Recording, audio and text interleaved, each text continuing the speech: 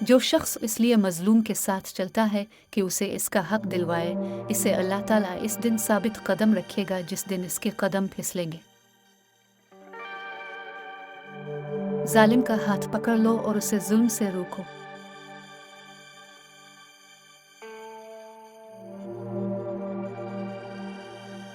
پست خیال، آوارہ مزاج اور فحش لوگوں سے دور رہو۔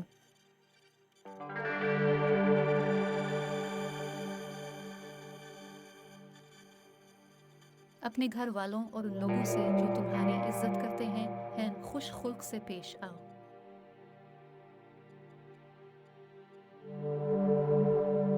لوگوں کے پاس اپنی ضرورتیں کم لے کر جاؤ، اس سے ذلت اور رسوائی ہے۔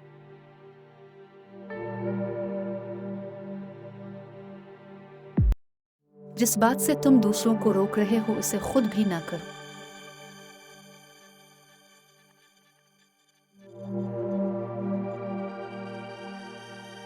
مزاح نہ کرو، اس سے ذلیل ہو جاؤ گے۔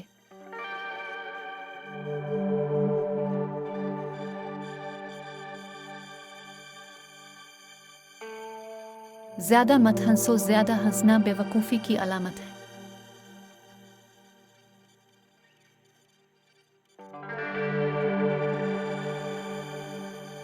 مسجد میں منافقوں کی وہی حالت ہوتی ہے جیسی چڑیوں کی پنجرے میں کے دروازہ کھلتے ہی اڑ جاتی ہیں۔